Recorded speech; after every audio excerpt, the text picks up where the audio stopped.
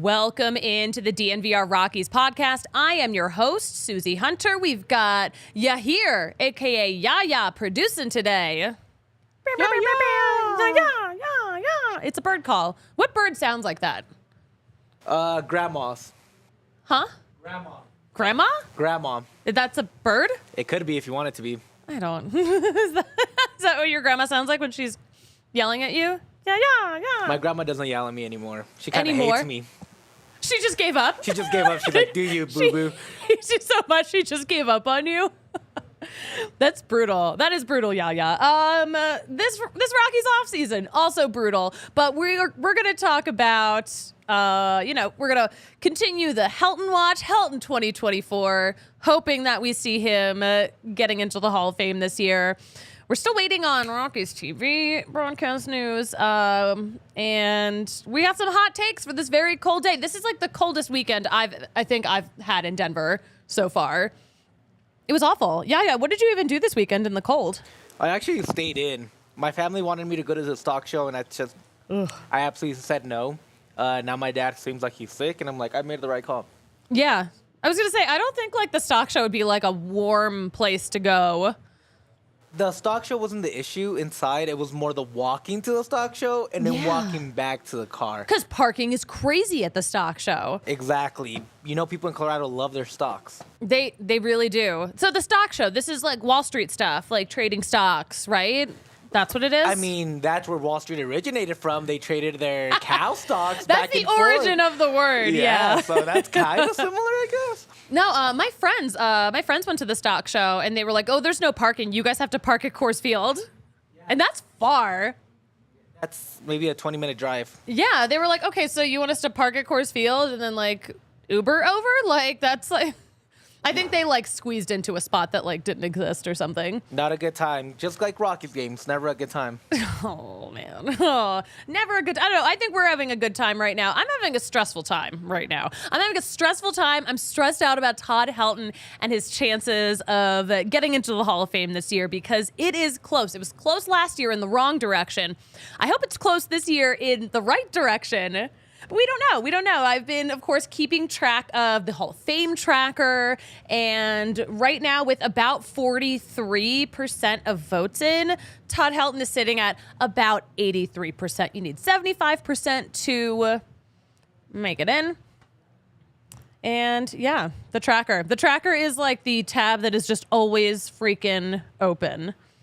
I mean, if Todd gets in, man, it just kind of gives the Rockies some legitimacy. To, like, as an organization, it feels like they've just kind of been floating around since they've existed. Like, with no real background, no real history. Getting Todd in there, you got the Blake Street Bombers. Mm-hmm. But to me, when other people talk about it, it feels it's more like an antidote instead of part of baseball history. Yeah. It's like a cool little quirky thing that happened instead of, like, hey, this is where Colorado started its baseball with Vinny, El Gato, and all these guys. I just think it really legitimizes the Rockies and having two Hall of Famers. Yeah. And one that spent their whole career just with Colorado, not like Larry Walker that kind of went to the Cardinals, the Expos, and all these things. So to me, Todd getting in, it's like a new era of baseball coming into Colorado. Yes. What we need is for Larry Walker to walk. So Todd Helton can run because, yes, Larry Walker, our first Rockies Hall of Famer, but also had the chance to kind of like prove his numbers playing for a team that played at sea level. So it's definitely different, and the Coors Field narrative is hitting us hard this time around, and it's been brutal. And the thing is, so like we were talking about this like just upstairs in the office, and everyone's like, oh, like what do you think the chances are going to be? Do you think he's actually going to get in? I'm like, it's going to be close. I hope it's close in the better direction, but here's the thing, like there are so many writers, there's like this trend now where writers are like, you know what, even though I've been so generous with my votes beforehand, now I'm deciding to reel it in and like only vote for two guys. I don't know. I feel like a lot of these guys are on a power trip because, like, I mean, they're just like, they're baseball writers. Like, you know, you work your whole career not making a lot of money. Like, it's a tough industry.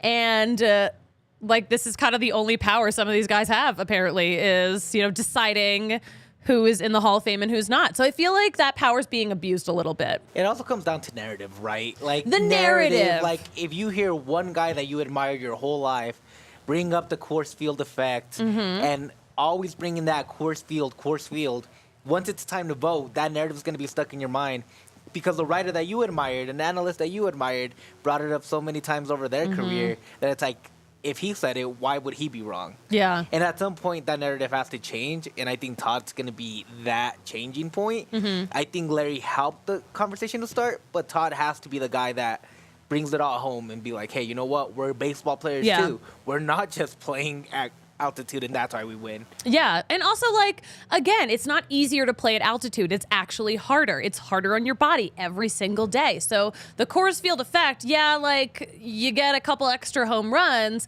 but it's harder to play your whole career here at elevation where you're up, you're down, you're constantly readjusting yourself. I think the Coors Field effect should be an extra reason to vote for someone instead of a deterrent. I think also, like, with all due respect, the organization should actually be even out the Coors Field effect, in my opinion. The organization, how it's been run the last 20 years and how it's so hard you mean all the decisions that have been made? Exactly. Yeah. It should actually count for the player because that's part of the thing, too. Like, he could be a great player and never win anything because you need a team to win, not just a player at the end of the day, right? I wonder if writers are holding it against the Rockies organization in general, because it's kind of known that, like, they don't operate like other teams, other Major League Baseball teams do. And it's been said, I know there have been lots of articles about it. I think Nick Groke was the one who, like, wrote a couple of articles for The Athletic about this. Not this specifically, but just, like, how the Rockies, like, don't always operate the same way as other Major League teams and how people, like, just view the Rockies really poorly, especially recently with a lot of the decisions that have gone absolutely south. Some decisions have not aged well. All right, back to Todd Helton, though. I loved this comment from a Ridge Rocky fan on Twitter. They said, I'm still worried he'll fall 1 or 2 votes short, still trying to understand why 3 voters who voted for him last year felt compelled to remove him from their ballots this year. That is exactly what we are wondering, too. I would love some explanations, but these writers aren't explaining themselves. I wish we had transparency. I wish, like, if you're going to take a vote away from a guy that's right on the cusp, what's your problem? What's your deal? What's your beef? Tell me or vote better. I don't know what to say. I think that's the part that hurts the most, right? That there's no reasoning behind it. There's no reason. And if there is, we won't know it. And then they just, to us, they look like assholes. Yeah. And to them, they look like the most intelligent people in the world. Well said. Wow. Spot on, Yaya. That's my biggest issue with this. If you tell me why you're not voting, whether I agree with you or not, I'm like, all right, this dude's just not being an asshole. I'm all for it. But if you're not going to tell me, you just don't know what you're talking about then because you're not doing things like it should be done. Yeah. And of course, like, it's all like dudes on the East Coast, right? It's writers on the East Coast who have not seen a lot of the Rockies, and I don't think they are qualified enough to tell me that Helton's not good enough for the Hall of Fame. They're simply not. They don't know how this air works. They don't know how... I don't know. We were talking about this with Manny last week. He was on the show twice, 2 days in a row because of technical difficulties.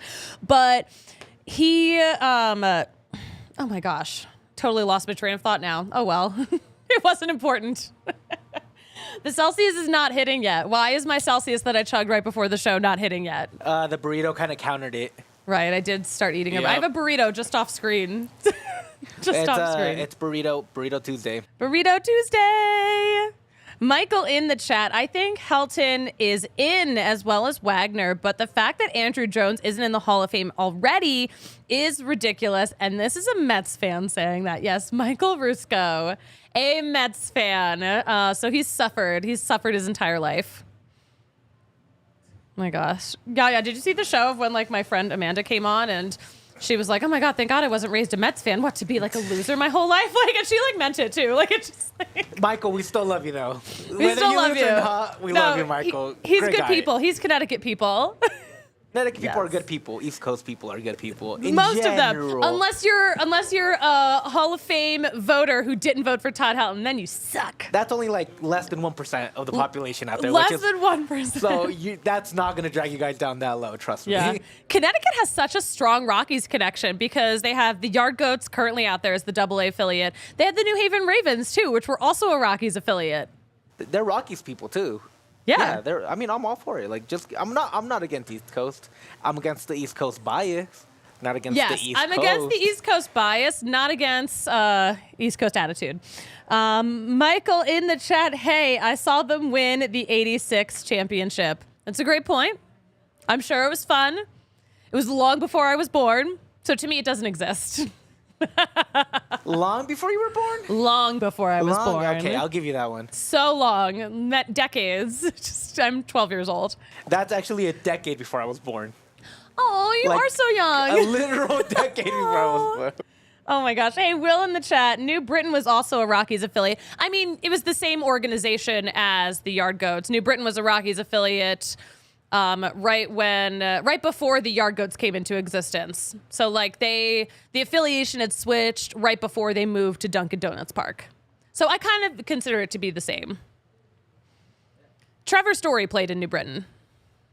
I'm pretty sure. Rockies legend, future Hall of Famer Trevor Story. Is he a future Hall of Famer, or is he just like on par with all of our broken bobbleheads around here? He's a little broken right now. Is he gonna be like an all-time good, not great guy? He might be, and like that sucks.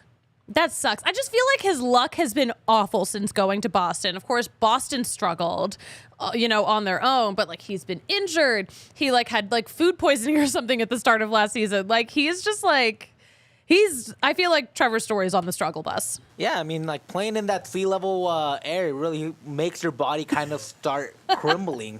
And that's He's what I'm just talking crumbling. about. Yeah. He honestly, maybe he's just like, I can't handle the humidity. I mean, I can't handle the humidity, but I'm a bigger guy, so. It's so Boston's like so freaking humid in the summer. It's just like a little armpit. I think Trevor Story's going to go down with a player like Ubaldo Jimenez, maybe a Tulo. Tulo and him are like exact comparisons in my opinion. Like Ray, after leaving Colorado, had a couple good seasons but are struggling, injured, a lot of crazy things happening. To me, it's always going to be that. Carlos Cargo and Matt Holliday are also exactly the same to me. And those kind of guys are always going to stick together, in my opinion. Matt Holliday's also on this Hall of Fame ballot for the first time. He is 0.6% of the votes. I think he gets in eventually. I think eventually he might have something. He might not make it to the next ballot, though. I don't think Matt Holliday's making it in from writer voting. I mean, writers suck. That's why we're podcasters, baby. Yeah. I mean, I'm not a writer, but. And part of you sucks. There we go. I mean, yeah, like most of me sucks, honestly. Like, I'm a piece of shit. All right. Hey, you know what? Any final thoughts on your heart, anyone, about Todd Helton before we transition? One last thought. Todd was my childhood. Todd was my whole baseball life, basically. Todd getting in, it's going to be a great moment, just not for me, but how I said it before, it's going to solidify Colorado as a baseball city. How I said it before, it's going to solidify Colorado as a baseball city and an actual location where people can win and create a whole career and legacy in. And that's what I want more than anything here. I love that. You know what? It's so funny. Anytime I talk about like the Todd Helton party that we're having here at the bar, like people are like, oh, I loved him. Like even earlier today, like I emailed something about something I wanted to order for this party. And he was like, I had Todd Helton on my fantasy team. Like, I love him. Like, oh, yes. Todd's the dude. He's the dude. You got the Duke, we got the dude. Yes, exactly. Hey, Albert, thanks for joining in the chat. Hey, guys, let's thank Circle K for joining the DNVR fam because they are one of our newest partners. Have you heard about the Circle K Inner Circle? It's a free membership. You just download the app and enter your email and phone number, and you're going to get 25 cents off a gallon for your first 5 fill-ups. Your first 5 Polar Pops are free. Every 6th item is free for a few items like their pizzas or things from the roller grill or dispensed beverages, donuts. And have you heard about the snack cart? I have not. Explain it to me, Suze. We're getting like a snack cart for the studio. Just like Circle K snacks. I don't know the logistics of it. I just know that the snacks are here. Man, they're in the building. Circle K, dude. Shout out. I just moved and I live right next to Circle K. It's become my new grocery store, and I'm not ashamed because they have great prices, great deals, and they have all the snacks. Do they have produce? Some of it, yeah. I'm not going to lie. Their breakfast sandwich is kind of really good. I usually don't trust, They have a good breakfast sandwich? I usually don't trust gas station breakfast sandwiches, but this Circle K one's elite. I ate it the other day. Mwah. What's on it? It's a regular one. It's like something that you can get at a competitor, but just better quality. Oh my gosh. Okay, I'm actually a huge breakfast sandwich girly, so I will probably have to try this at some point. But yeah, Circle K, go to the link in our bio or go to circlek.com/inner-circle to find out how you can sign up, download it. But yeah, download the app and just like rake in those discounts on your gas. In this economy, you can't afford not to. It would be simply just insane. Speaking of, all right, NFL season's over for me, by the way. NBA season's still going, guys. Bet365, never an ordinary time. At Bet365, they do not do ordinary. They believe every sport should be absolutely epic. And right now, new customers can choose between 2 offers when they open an account at Bet365. But make sure you are using promo code DNVR365. And so here's what you're gonna do. You're gonna deposit $10, and then this is where the magic happens. Bet and get. You can place a bet of $5 or more and get $150 in bonus bets, or the first bet safety net. So if you place a bet up to $2,000, and if your bet is qualified for this, if you lose, you will get a matched refund in bonus bets. Absolutely incredible, especially if you're like kind of just starting to get into gambling, kind of afraid of risking that money. There's a safety net for you with Bet365. So whatever the sport, whatever the moment, it is never ordinary at Bet365. They've got some really good NBA offers too. If you place a $50 bet on $50 bet or more on a pregame or live in-game same-game parlay on any NBA game, you can get $25 in bonus bets to use across any sporting event. So they've got the deals for those. Take advantage of that parlay tonight. Nuggets, Sixers. I know Suzie is conflicted, but put on Nikola Jokic in Joel Embiid points, and then you can choose a money line, maybe somebody else. It's going to be a good time. Yes. Like, it's easy for you. They're making it on one of the biggest nights in basketball because when these two face off is a must-watch TV. Huge matchup tonight. Exactly. And obviously one that I'm personally very invested in. Yeah, you're torn. You're torn Of course I'm torn. I love Philly. Like, I'm a Philly guy. You know me. But Sixers is the only team I can't get behind. Only team. I love everybody else. And that's the only team I hate with the passion out there. Yes. This is like a stressful couple of weeks for me in terms of like the Sixers and the Nuggets playing each other because like they're in Philly now. And then next Saturday, so right after Rockies Fest, by the way, is when the Sixers are playing here at Ball Arena. Yeah, against our Denver Nuggets. Just don't expect Joel Embiid to play in Denver. He apparently never. There was that missing sign like behind me, and I did like a whole show and didn't even realize that like there was like all this Joel Embiid slander behind me, and I was so offended by my coworkers. But it's truthful slander. He hasn't played in Denver in about 4 years. Listen, that elevation, man. He's already so tall. He's already so high up. So is Jokic. I don't know. I don't really have an excuse. I don't know what's going on in Embiid's head. Oh my gosh, hold on. We're still doing this ad read. I have to say the disclaimer. Must be 21 or older to use Bet365 and physically located in Colorado. Please gamble responsibly. If you or someone you know has a gambling problem and wants help, call or text 1-800-GAMBLER. Again, must be 21 or older. Please gamble responsibly. Whew. Oh my gosh. Yeah. I almost got us arrested by not reading the disclaimer. Real quick, we do have a Will commenter in the comments saying MLP Pipeline released their top 10 right-handed pitcher prospects for 2024. Chase Dollander is at number 8. That's crazy. Huge. That's huge, but also I think that is so early to put him so high on that list because we just drafted him. We did meet him, though. We met him. His family came to Coors right after he was drafted. So he's such a nice guy, and I think he will have a great career. I'm shocked that they put a pitching prospect for the Rockies up that high, but I'm fascinated. Are you, though? Because you're more excited about what you don't know than what you already know. Right? Oh, so it right. comes down it's the to, mystery of it all. Ooh. It all comes down to like, hey, like, and it's also only right-handed prospects. It's not all pitcher prospects, so it's only right-handed ones. So that. But there's a lot of right-handed pitchers out there, you know. It also dilutes the pool a little bit. It takes away, like maybe all the way around he's number 20, but you take some of those left-handers and it helps, and it just kind of brings him down to the top 10 spot. And also, like how I said, he's a rookie. There's so much excitement around him, and they think that he's going to get opportunity after opportunity because the Rockies don't have pitching prospects.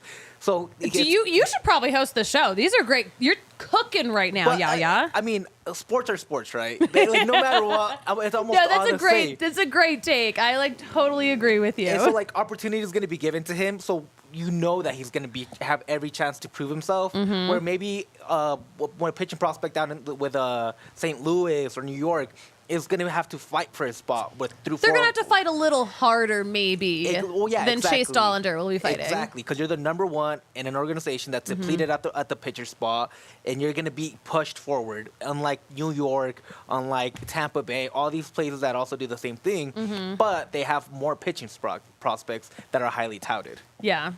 I agree. There's a lot of the Rockies are getting mentioned in some articles. There was an article that came out. I haven't read it. I only saw the headlines and the tweets about it, just like full disclosure.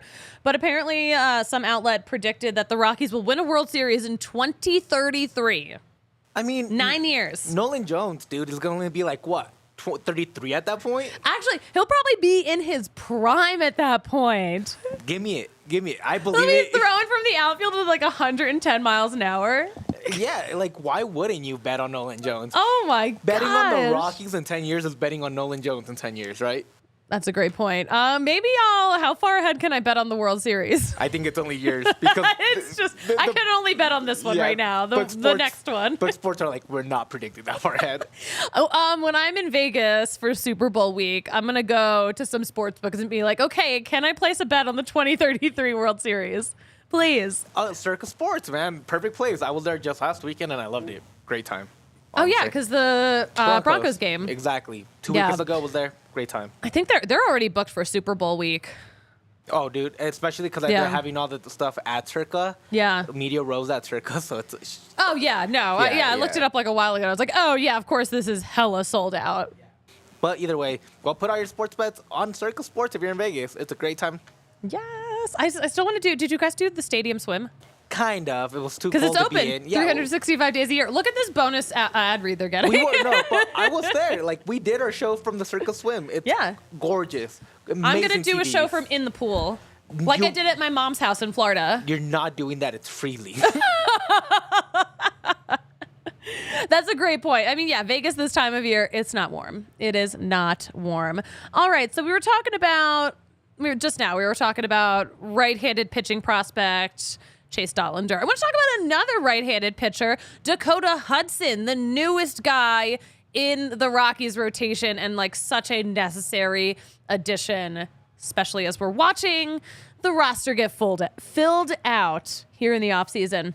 But Dakota Hudson spent his whole career so far in the St. Louis organization. So, of course, we wanted to talk to Katie Wu, who covers the St. Louis Cardinals for The Athletic.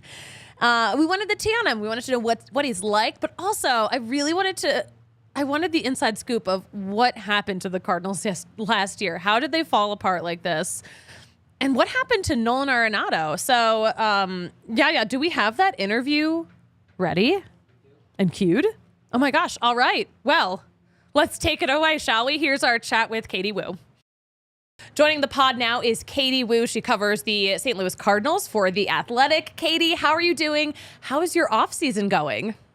I am great. Off season is going well, going quickly. I just booked my reservations for spring training, which is kind of both exciting and scary at the same time. But right now, it's very cold and miserable in St. Louis. I'm looking forward to some Florida vibes very soon. I need that for, Arizona vibes, of course. Yeah. Do you guys get snow in St. Louis? This is a stupid question.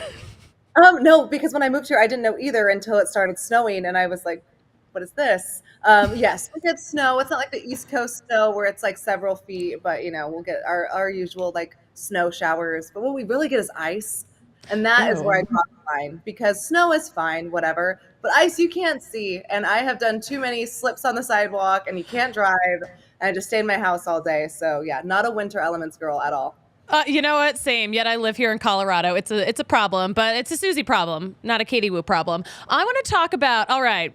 Speaking of Katie Woo, you know a guy that we just signed, Dakota Hudson, right-handed pitcher. He has spent all of his career with St. Louis, and we need to know a little more about him. What is he like, and what can we expect that we don't know already?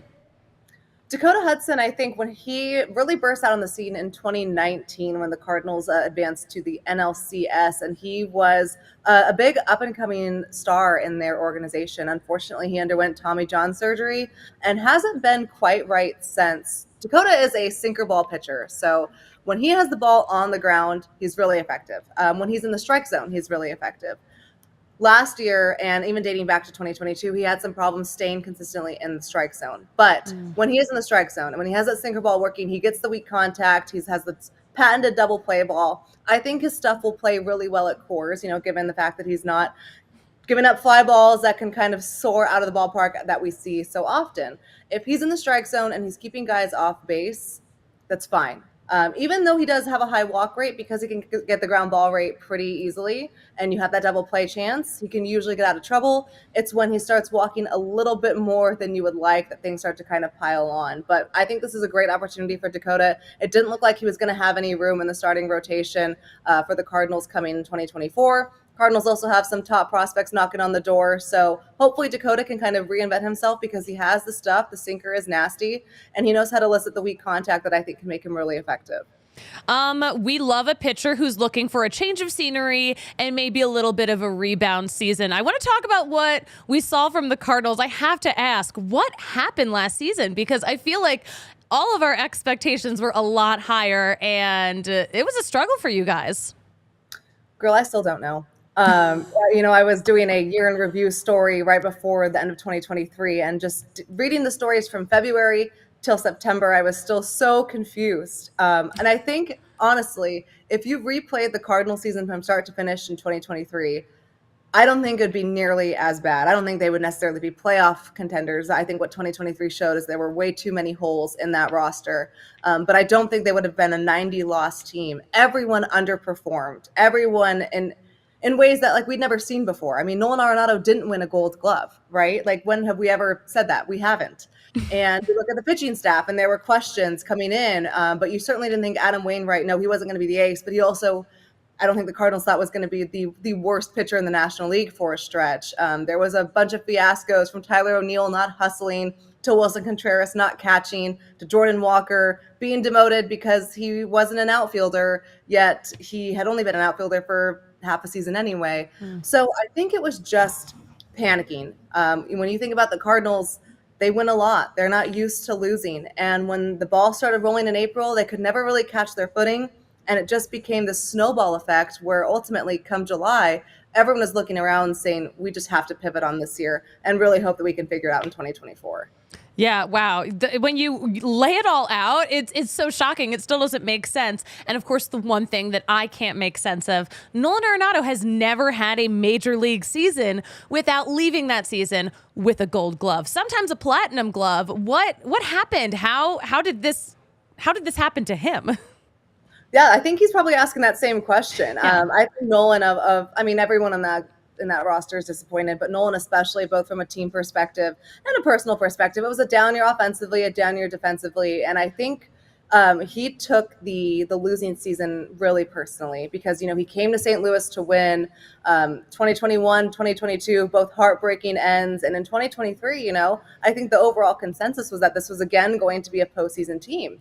And they were so far from it. I think it was very startling to him. I also think that he'll probably be my very early pick for National League bounce back candidate. I would expect that Nolan has a much better year from a stats perspective in 2024, but I don't think I can pinpoint one issue. I know he went to the World Baseball Classic and he remembered describing his arm strength as not fully built up starting the season, but he's not really one to make excuses. He also played through a really bulky back for most of the second half. Just all around, not a good year for him or for the Cardinals, but he is absolutely a huge part of their core, him and Paul Goldschmidt, Wilson Contreras, and Lars Nootbaar heading into 2024. And I think those guys are really itching to get started. Oh, listen, there's a lot of good stuff on the horizon. I mean, this coming year can't be worse than 2023. Okay, one of my favorite. Okay, yeah, don't jinx it. Knock on wood. Wait, what am I doing? I'm not here for the Cardinals. Okay, one last question though. Did you get to see Adam Wainwright's country concert? And do you think he's got a future? Are we going to get a collab with Taylor Swift? You know what? I did go to the Eras Tour last year. So unfortunately, Adam, it was the second best concert I've seen. But, you can't win them all. I did sneak down onto the field after that concert, and it was really cool. There were not a lot of bright spots in that second half last year. But seeing Adam Wainwright go out, get win number 200 after really gutting it out all year long. I mean, there were times where I don't think anyone thought that he would really get there. And then to end it the way that he did with the concert for the fans. First time Busch Stadium's had fireworks since, I don't know, maybe 2018. PR let me know that it was a big deal. So they did the concert, fireworks show, his retirement speech at the end, that ceremony. The Cardinals always do a great job in that. So very cool. I believe he has music available on iTunes now and Spotify. Do they even call it iTunes or is it Apple Music? How old am I? iTunes. Oh my gosh. What is this, 2006? What am I doing? And I think he's going to be, I do know he's going to be a guest at our St. Louis Writers Dinner this weekend, and maybe we can convince him for a little concert, a little acoustic set. We'll see. But honestly, I think he's got a pretty good chance. Great pitcher, good songwriter, is only going to keep getting better. I love when guys choose such an interesting chapter too. But Katie Woo, thank you so much for joining the show. Do you have anything you want to plug? Where can we follow you on social media? Tell us.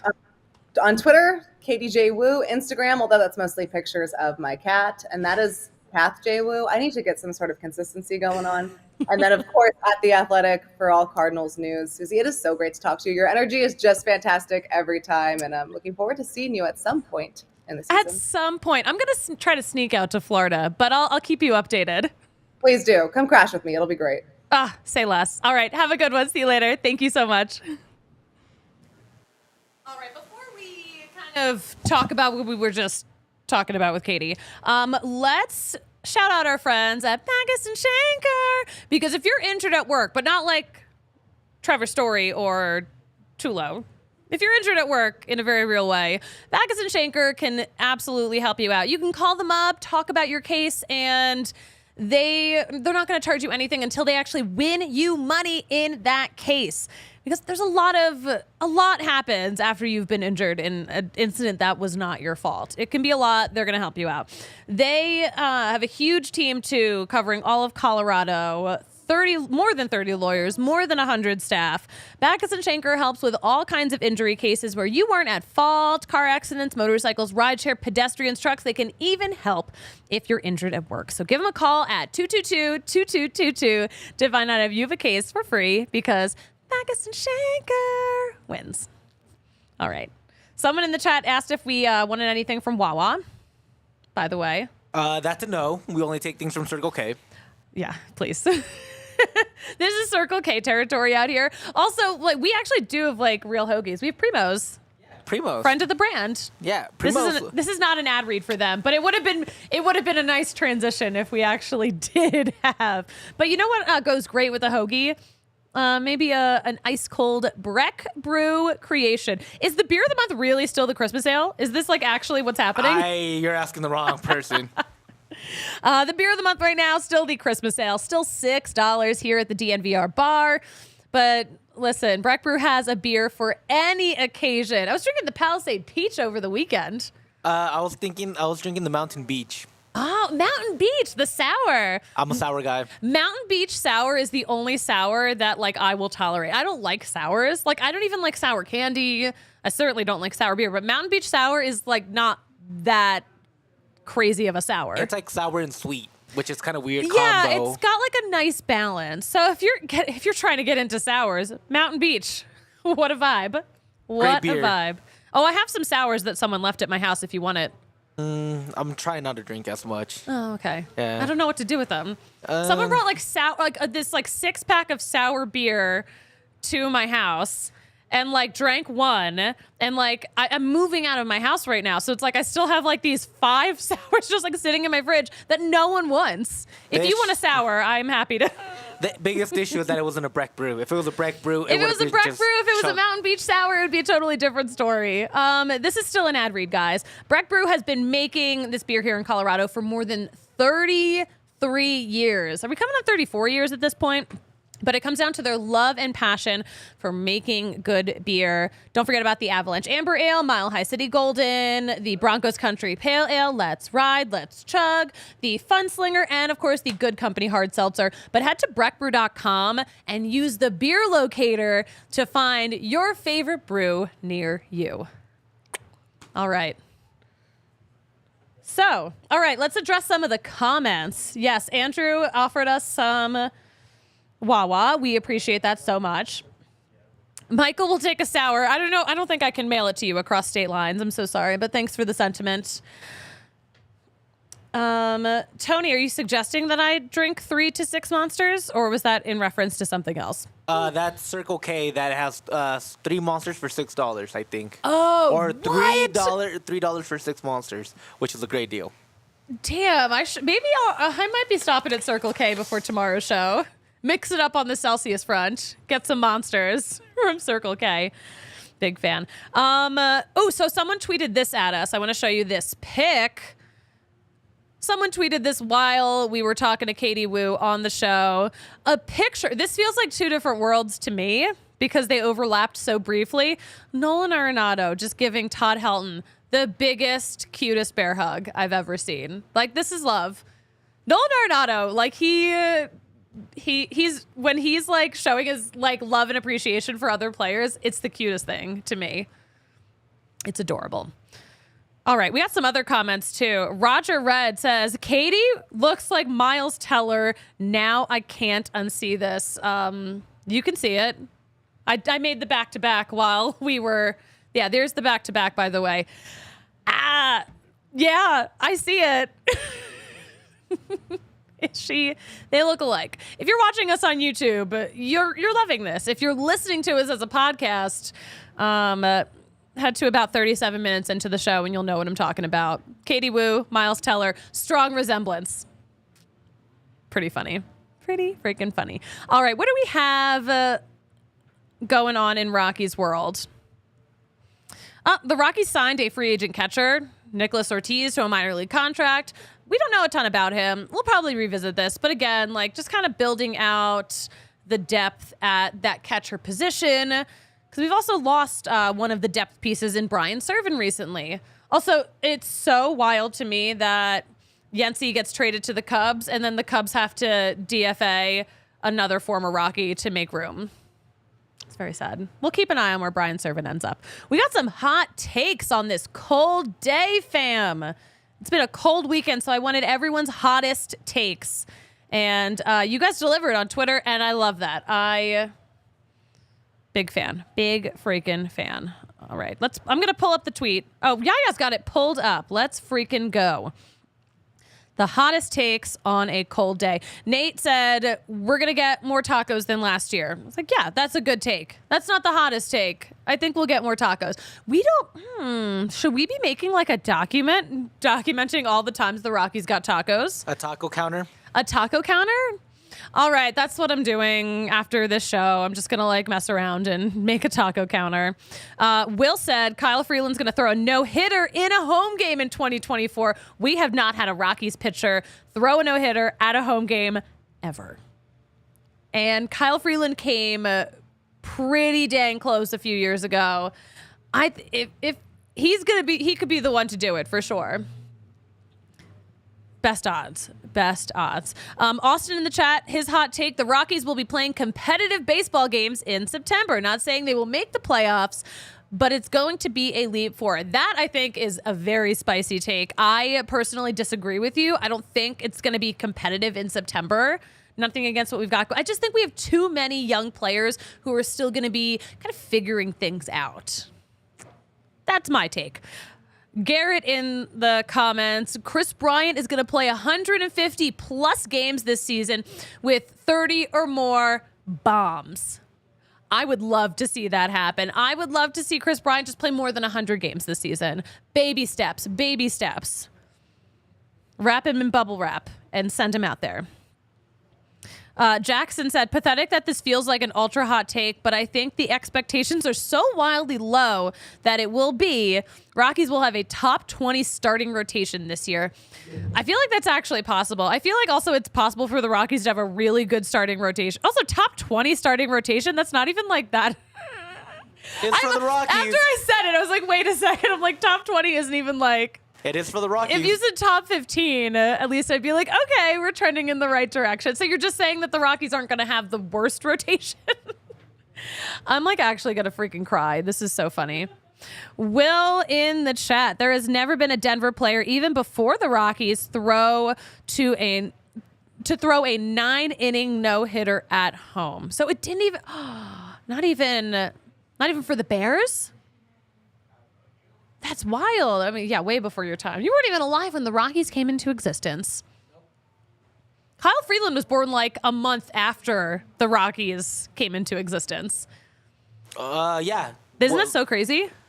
Rockies are 93, correct? Yeah. So I wasn't even born. But also Kyle Freeland's 30th birthday was like during the 30th anniversary season.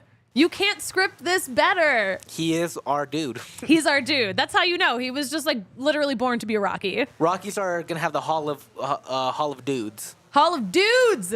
He's a dude. She's a dude. We're all dudes. Do you even know that reference, Yaga? No. I'm a dude. He's a dude. She's a dude. We're all dudes. Hey. Oh, man. 90s TV was so lit. Yeah. I'm so sorry you weren't alive for any of it. It's really disappointing. I'm sorry. I apologize. It's okay. It's not your fault, but I'm going to send you some YouTube clips after this. Let's get back to these hot takes because they're keeping me warm on this very cold day. Where did my tab go? Where are my hot takes? Where are my hot freaking takes? Skylar had a hot take. Ezequiel Tovar will not be a Rockies starter in 2026. That is a crazy take, especially because he played the most game out of everyone else on this team this year. The only games Ezequiel Tovar missed were for the birth of his son, his first son. He's so young. Ezequiel Tovar can't even freaking drink. Already has a kid. So crazy. Skylar, his hot take. Zach Greinke of the Colorado Rockies, 2024 National League All-Star. Zach Greinke could end up with the Rockies. That's really a thing that could happen. Derek's hot take. Rockies will not win a pennant for 10 years minimum. Hope I'm wrong. That's not even a hot take. That's just like a limp take. All right. Zach, what? Patrick Kaplan, the Rocks will not have more than 92 losses this year. That would be nice if we had less than 92 losses. That would be an improvement, and it wouldn't be a huge improvement. I think that's actually a very reasonable expectation. I think we should expect improvement upon last year, but baby steps. I don't think the team's going to overperform. Again, we've got a lot of young players coming up, and everyone kind of figures it out differently. So I'm not getting my hopes up like crazy, but it's definitely going to be an improvement. I love the people who are like, yeah, we're going to see some competitive baseball. That's my hot take. My hot take is... Oh, my gosh. All right, who else do we have in the comments? Nathan says in the comments, they are going to win a game against the Dodgers when Ohtani is on the mound. Actually, yes, I could see that happening. Ohtani's amazing, but he's not perfect. Oh, wait, hold on. Also, Ohtani won't be pitching this year, so that would have to be next year, 2025. But yeah, it'll happen. I agree. I think that's a very spot-on take. It's so insane to me that a player could have Tommy John and still be a star for the team. It's just he just had Tommy John, and this was like, he didn't get like full Tommy John. I think it was like a Tommy John light, like kind of like what Tyler Kinley had the year before. And Tyler Kinley's like still kind of like coming back. Yeah, but Still either kinda way, working like through. still being an elite starter in the league, going through a major surgery, but you can just play another position and be like, yeah, I'll still do whatever you need. Like, it's fine. Yeah, exactly. He was like, oh yeah, I'll play the outfield. Who cares? Whatever. I'm making like $5 billion to be here. Whatever. Well, he's not making them right now. Yeah. It's going to take about 20 years for him to get any of that money. I can't see that contract going well. It doesn't sound correct. Doesn't sound correct. Do you have any hot takes, Yaya? You've had some good takes today. You are cooking today. My biggest hot take for the Rockies is that Nolan Jones will be a top 3 vote getter for NL MVP. Ooh, yeah.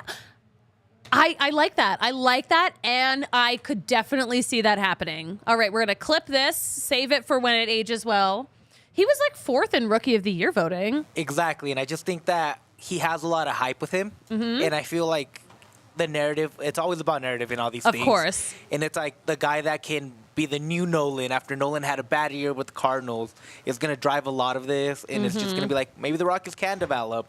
They're going to try to get behind this whole new Rockies look, and I think it's going to really push Nolan up as the face of the new look Rockies. The new Rockies. Exactly. Starring Nolan Jones. New Rockies starting the new Nolan. The new Nolan. Was there another Nolan? Not that I can remember. Yaya sent me like the thumbnail for today's show, and it was a picture of Nolan Arenado on it. And I was like, "Oh, who is this guy?" But he was just like, "Wait, what? It's Nolan Arenado. What are you talking about?" I was like, "Oh, I've just never heard of him." I was just being a bitch. I was a little freaked out. I thought I was being funny, and I was like, "Oh, wait, he's like mid-show doing the Broncos show," and I'm just like, "You're making him nervous that he messed up the YouTube show." A little. Guys, we had such a fun show. I think we can wrap it up. We can reel it in. I've shouted out everyone I needed to shout out. I think we're good. Guys, stay tuned. I think tomorrow the snack cart's going to be here. We're also going to be here on the DNVR Sports YouTube channel 12:15 tomorrow, Wednesday, 12:15 Thursday. That's the week. So tune in. We're going to really dive into the few transactions the Rockies have made so far. We're going to eat from the snack cart. We have a snack cart coming. And also keep in mind the Todd Helton party is a week from today. We are all going to watch the Hall of Fame announcement together here at the DNVR bar. Bar's going to open at 2. Party starts at 3. Announcement is at 4. All of these times Mountain Time, obviously. And I think we're going to have fun. If he gets in, we're celebrating. We're partying hard. If he doesn't, we're going to at least all be miserable together. It's going to be close, guys. We're going to make it a really good time. So please mark your calendars. It's obviously free to attend. We'll have, drinks and food to purchase. Typical bar stuff. Nothing crazy. But yeah, where can we follow you? You know my rule, DNVR_Rapids. Page are making moves. Go follow us there. I was going to say, there's actually, you guys have been tweeting, cryptic stuff. Ooh, coming soon, or Yeah, they have a bunch of new guys coming in. Elite guys. Good guys. Elite guys? Guys that are going to be elite in this league, in my opinion. So I'm having a good time right now. Okay. If you want to go hear me have a good time, and how I said, sports are sports. Just hear my takes. Go ahead. Well, is it comforting, or is it exciting? How do you feel seeing the Rockies, the Rapids coming off such a tough season and then going out and just picking up all these elite dudes? It makes me feel like Dick Monfort could do the same. He just doesn't want to. Oh my gosh. Dick, if you're watching, sign someone. If you can hear me, do something. No, I feel like we'll get some transactions like around spring training, but we're going to keep an eye on all of that. Guys, you can follow all of the latest Rockies news at DNVR_Rockies. I've been making some really horrible dinger memes, so like log on for that, if anything. You can follow me at the Suzie Hunter on all platforms. And Yaya, you know what I like to say about how we close out a show around here? What do you like to say, Suzie? Fuck it, we ball. Fam, we'll be right back here on the DNVR Sports YouTube channel at 12:15 p.m. Mountain Time. See you then. We all silly like the mayor.